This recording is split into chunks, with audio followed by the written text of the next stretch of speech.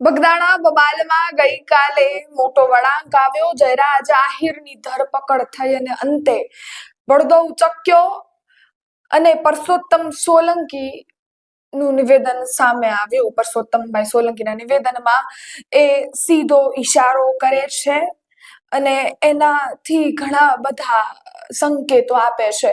શું નિવેદન આપ્યું છે વિગતે વાત કરીએ। નમસ્કાર, હું છું જ્યોતિકા પંડ્યા અને તમે જોઈ રહ્યા છો ષડયંત્ર।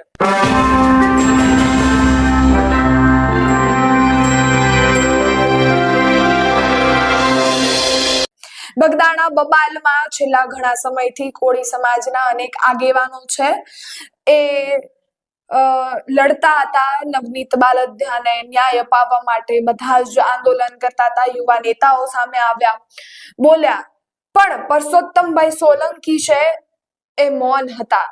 એક પણ વાર તેમને એવું એક પણ નિવેદન નથી આપ્યું કે જેનાથી એમ કહી શકાય કે એમણે ક્યાંક એવું કહ્યું હોય કે જયરાજ આહિર આરોપી છે કે નવનીત બાલદિયાને ન્યાય મળવો જોઈએ।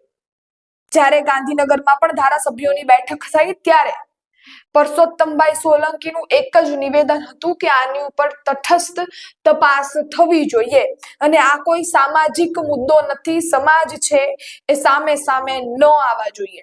પણ જ્યારે ગઈકાલે સાંજે જયરાજ આહિર છે એની ધરપકડ થઈ અને ખબર પડી કે એ આમાં સંડોવાયેલા છે એટલે હવે પરસોત્તમભાઈ સોલંકી છે એમનું મૌન તૂટ્યું છે, એમને પડદો ઉચક્યો છે અને કહ્યું છે કે નવનીત બાલદિયાને ન્યાય મળી ગયો। નવનીત બાલદિયા જીતી ગયા।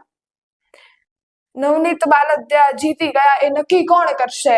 હજી તો ખાલી ને ખાલી સામે આવ્યું છે કે જયરાજ આહિરની આમાં સંડોવણી છે। હજી તો કોર્ટમાં જશે, અનેક દલીલો થશે, પછી જે નિર્ણય છે એ આવશે। પણ આમાંથી સીધે જ હવે તમે આ નિર્ણય સાંભળો તો ખબર પડે કે પરસોત્તમભાઈ સોલંકી છે એવું કહેવા માંગે છે કે જયરાજ આહિરનો આમાં હાથ હતો। સૌપ્રથમ તે નિવેદન સાંભળીએ પછી વાત કરશું।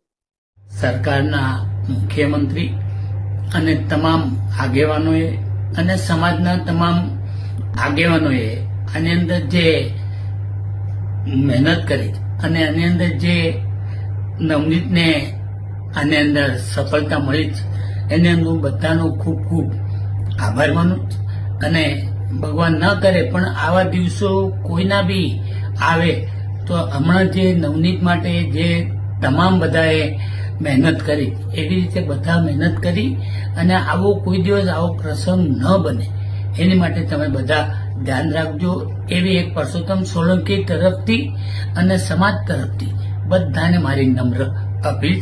આટલું કઈ વિનોદ અસ્તુ। ભારત માતા કી જય। બધાને મારા સીતારામ।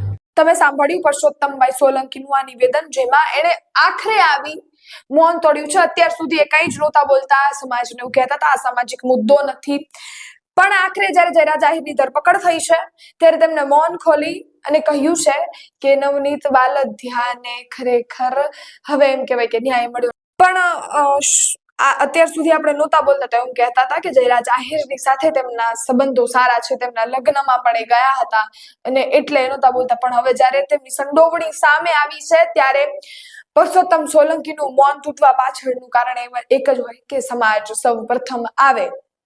ખેર, હવે જોઈએ આ સમગ્ર મામલે જે જયરાજ આહિર છે એમની ઉપર શું કાર્યવાહી થાય છે, તેમને જામીન ક્યારે મળે છે અને આ કેસ હવે શું નવો વળાંક લઈ શકે છે। ત્યાં સુધી તમારા અભિપ્રાય અમને કોમેન્ટ બોક્સમાં જણાવતા રહેજો।